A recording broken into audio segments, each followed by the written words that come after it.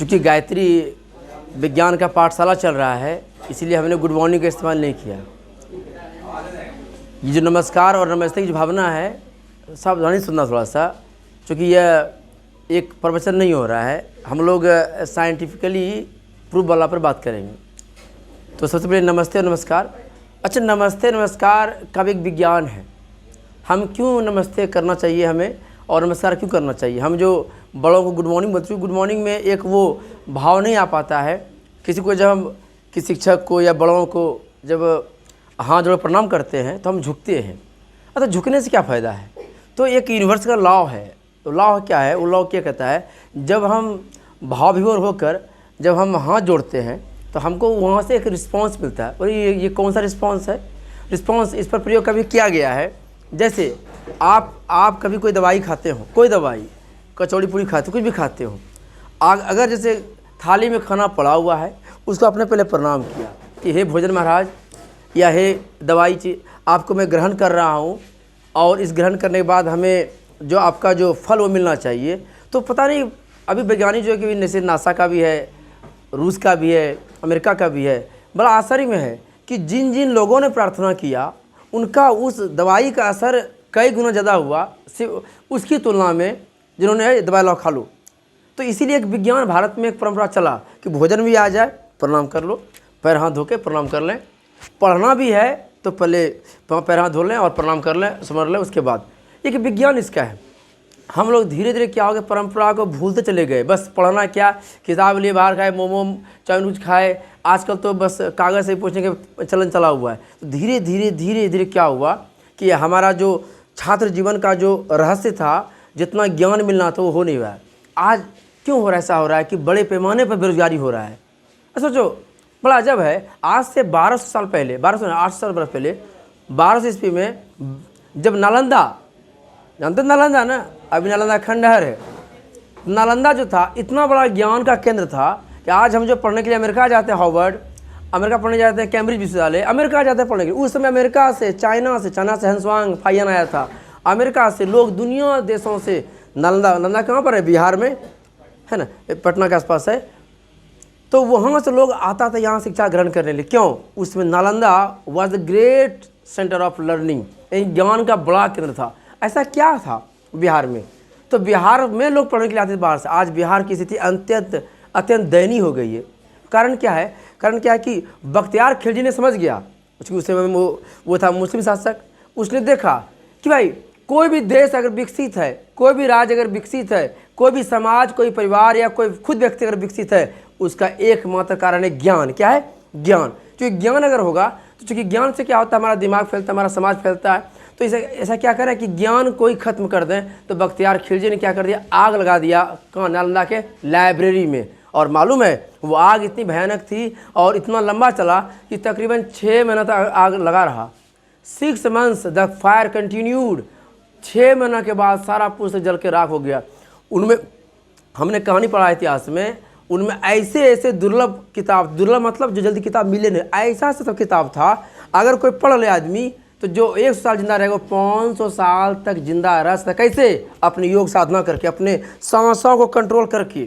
कहा जाता है कि अगर एक आदमी दिन भर में सांस जितना कम ले, उसकी आयु उतनी ही तेज होती है, उसका कोष का उतना लॉन्ग जिंदगी जीता है। तो सर ऐसा कहे, और जो आदमी जितना सांस फटाफट सांस ले, उसकी आयु घटती है। जब हम रात में सोते हैं तो सांस हमारा तेज होता है। क्या होता है? थोड़ा तेज, थोड़ा हल्का तेज होता है उसमें। नहीं, तो गलती हो गया। जब रात में सोते हैं ना तो सांस का लय थोड़ा ठीक रहता है। जब हम लोग दौड़ते हैं सांस ज़्यादा तेज होता है। जब हम लोग को डर लगता है, डर, जब फियर, तो उसमें सांस धड़कन तेज रहता है। इसीलिए जितना लोग डर की ज़िंदगी जीता है उनका आयु कम। इसीलिए कहा गया जितना भी राजनेताओं का ज़िंदगी, बेईमानों का ज़िंदगी, वो क्यों कम हो जाता है? क्योंकि वो धीरे धीरे सांस को जितना कम लोगे, लेकिन सांस को कम लेना आसान नहीं है। तो उसके लिए योग साधना अलग है। तो हम कहाँ पर थे? नालंदा इतना बड़ा ज्ञान केंद्र था। खिलजी ने आग लगा दिया और 6 महीने तक आग लगा रहा। बताओ कितना पुस्तक होगा। और जब से वो नालंदा खत्म हुआ तब से बिहार मूर्ख हो गया। क्या हो गया?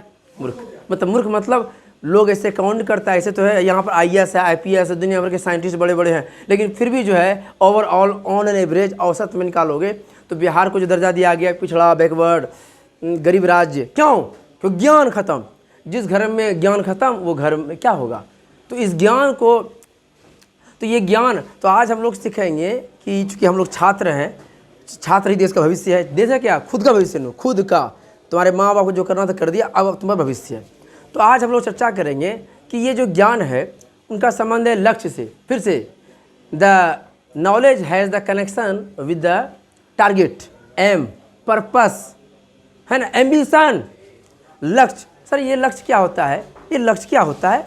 मतलब अरे सिंपल घर में माँ को काम करने के लिए लक्ष्य का जरूरत पड़ता है। कैसे? आज अगर होली है, कल अगर होली है तो 2 दिन पहले माँ बनाएगी लिस्ट बनाएगी माँ कि परसों भोजन है, परसों बनेगा पुआ, मलपुआ ये बनेगा, तो लेते आइए मैदा, लेते आइए दूध, लेते आइए, मतलब सामानों का लिस्ट। क्यों?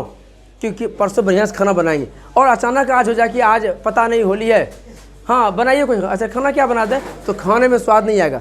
उसी तरह जिस भी व्यक्ति का, समझना, जिस भी लड़के का, जिस भी व्यक्ति का, जिस समाज का, जिस देश का लक्ष्य है ही नहीं, वो आज भी गरीब जिंदगी जी रहा है। Pakistan, look go to Pakistan, in Pakistan nobody has the ambition, nobody has the target. कि पाकिस्तान में केवल क्या है? जिहाद। तो आज क्या है? पाकिस्तान बर्बाद हो रहा है।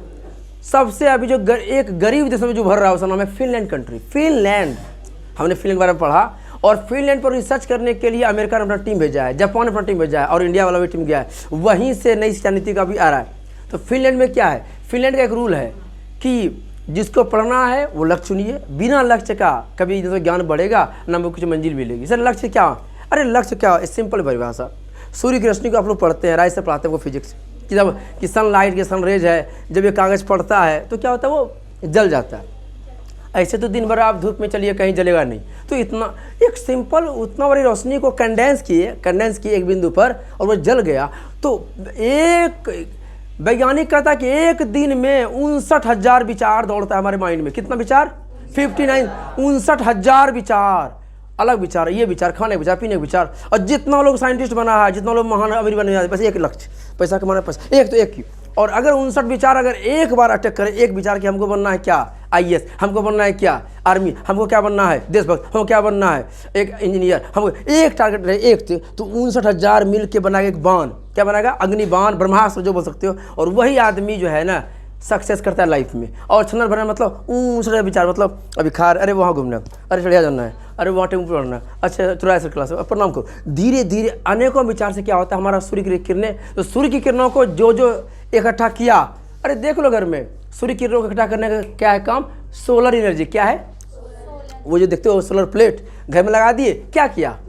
तुम जाके देखो तो तुम्हारा चूल्हा जलता नहीं जलेगा, लेकिन वही प्लेट सभी सूर्य की रोशनी को कंडेंस किया और एक वायर के थ्रू भेज दिया और जल गया, अपना खाना बन रहा है, पंखा चल रहा है ना। तो सूर्य की रोशनी को, उसी तरह ब्रह्मांड के जो विचार हैं, तो हमारा जो 59,000 विचार है, अगर इनको एक जगह कर दे केंद्रित, तो वो तूफान ला देगा और यू कैन विन। मतलब you can be winner, you can get anything what you want in your life. आप जीवन में जो कुछ चाहते हो मिल सकता है। कोई गरीबी पैदा नहीं लगता, ये मन में भावना है। वो जो बार बार विचार आता है, अनेकों तरह का विचार। इसलिए हमने लगभग, मेरे पास किताब है, मतलब लगभग बहुत सारा किताब था, अभी तो खैर इधर उधर बांट लिए हैं, लगभग 1,500 किताब था। हमने चूँकि जितना लोग अमीर बना धरती पर, उन सबका हमने एक अध्ययन किया। जितना लोग सफल हुआ, जैसे दयानंद सरस्वती, विवेकानंद और भी अनेक, और जितना अमीर बना, जैसे अंबानी, अडानी या जो भी क्या कहते हैं इसको, टाटा, बिरला, जो भी है, उसमें एक चीज़ कॉमन है। क्या कॉमन है? टारगेट, लक्ष्य। जानता है कि लक्ष्य रखेंगे तो ताकत आएगा।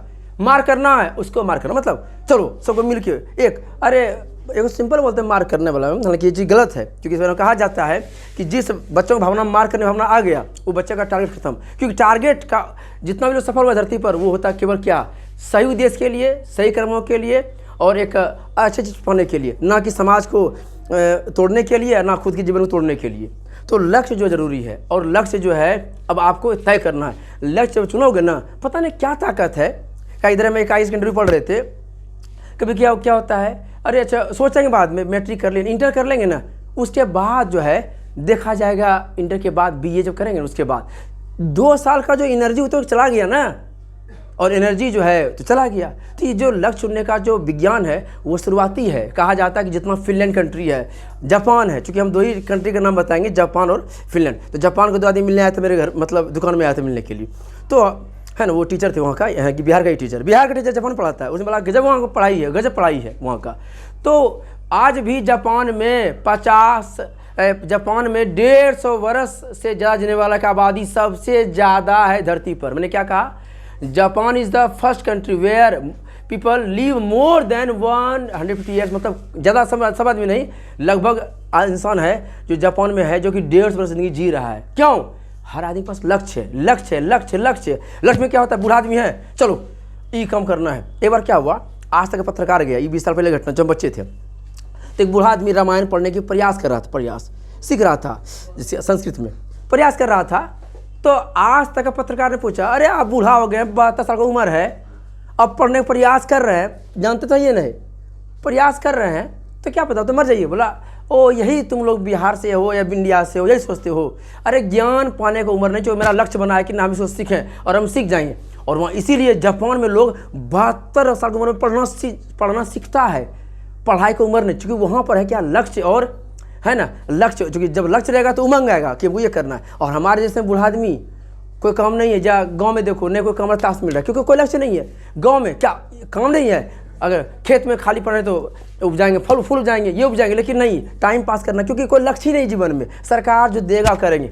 तो ऐसे में जहाँ लक्ष्य नहीं है, और जापान से, चूँकि आज एक सेशन में पूरा नहीं हो पाएगा, हम बताएंगे जापानी घटना। जापान से देखे तुम इतने प्रभावित होगे, पढ़ाई में उमंग आ जाएगा, सर ऐसे पढ़ा जाए, ऐसे किया जाए तो सफलता तो तुम्हारे कदम में चुमेगा। लेकिन लक्ष्य कैसे चुना जाए, लक्ष्य का संबंध है तुम्हारी रुचि से और प्लस तुम्हारे इन्वायरमेंट से, हर चीज़ का एक कनेक्शन है। और यहाँ पर हम पूछें कितनों का लक्ष्य है, तो लक्ष्य जो है को बहुत कम का लक्ष्य होगा, सर अभी नहीं सोचें, अभी इंटर के बाद। यही तो यहाँ पर मिस्टेक हो जाता है। Without no target no gain, no benefit और no universal will give you the signal, कि यूनिवर्सल सिग्नल उसी को मिलता है जब टारगेट फिक्स है। और जापान में क्लास 7 से बच्चा से पूछोगे तो हाँ मेरा ये लक्ष्य, मेरा ये लक्ष्य, मेरा ये लक्ष्य, तो बच्चा का, चूँकि वो सर्वे हुआ, सर क्लास 7 में जाते का IQ और इंडिया में IQ MA का IQ बराबर पाया गया। फिर से जापान में 7th क्लास का IQ, सोचने का क्षमता, is equal to the student of MA in India. क्यों? क्यों? वहाँ लक्ष्य तो एनर्जी, 59,000 विचार एक जगह केंद्रित, लक्ष्य नहीं है, मम्मी भी कोई लक्ष्य, कहीं कोई लक्ष्य नहीं है, तो बच्चा जा रहा है, आ रहा है ना। तो हम सोचते हैं कि लक्ष्य के लिए, और लक्ष्य वहाँ पर तय तुरंत नहीं होता, उसके लिए हर टीचर बात करता है बच्चों से, अच्छा तुम्हारे पास क्या रुचि है, किस सेगमेंट में तुमको ज़्यादा पसंद है, क्या जानना चाहते हो, गार्जियन क्या अलाउ करता है, तुम्हारा मनी मैटर क्या है, हर चीज़ देख उससे बनाया जाता है, उसमें रुचि जाता है। उसके बाद क्या, एक बार जब लक्ष्य हो गया, अच्छा कोई मिसाइल जो बनता टारगेट, कंप्यूटर ऑन किया, चाइना के सियांगजर में इसको मिसाइल गिराना है, तो मिसाइल को पहले टारगेट दिया जाता है तब ना मिसाइल गिरता है। ए मिसाइल जाओ जाओ जाओ गिर जाओ, बेचारे तो मिसाइल वो बोखेगा, कहाँ मारना है, गोली बंदूक, हाँ ये तो गोल गोल ऐसे गोल गोल, आई एम फिक्स, है ना फिक्स, किसे मारना है, हाँ मारना है मोबाइल को, तो फिक्स किया जाता है। तो हर चीज़ का फिक्स है, हर चीज़ फिक्स है। और जहाँ फिक्स उमंग है, सिंपल टारगेट लाइफ का है, एक मंथ एक ये भी टारगेट है, क्या है, गौर से, फलना दिन शादी है फलना का, डीजे में नाचेंगे, मन उमंग आ रहा पहले भी थे, हाँ नाचेंगे, और जितना शबाशी आती है, हाँ फलना की शादी फलना टारगेट, नाचेंगे नाचेंगे, उस दिन देखो गजब का एंजॉयमेंट, आज डीजे बज रहा है और टाइम नाचेंगे और लोग मज़ा आता है। ऐसे लाइफ में डेली जी रहे हैं, कोई लक्ष्य नहीं है। अरे हर सुबह उठो, लक्ष्य आज सोचो, आज का लक्ष्य बनाओ, आज का लक्ष्य, 1 महीने का लक्ष्य, 1 साल का लक्ष्य और जीवन लक्ष्य। अगर 4 तरह से बनाओ लक्ष्य तो गजब जिंदगी हो जाए, हर दिन जीने का मजा, हर महीना जीने का मजा, हर साल, और तभी तुम्हारा नाम इतिहास में लिया जाए, अन्यथा तुम्हारे तरह कितने आए और तो कितने चले गए। तो कोशिश करते हैं, क्योंकि यह लक्ष्य का जो निर्णय है ये तुरंत नहीं, इसके साथ टीचरों के साथ बैठ के हो सकता है, तब वो धीरे धीरे आगे बढ़ेगी। तो चूँकि सबका समय बंधा हुआ है ना, इस पर अगर बात करेंगे तो लंबा हो जाएगा, तो समय कम है, फिर अगले सेशन में तुमको हम उसके बारे में बताएंगे। तो धन्यवाद, आपने इतनी शांति सुना, धन्यवाद, थैंक यू।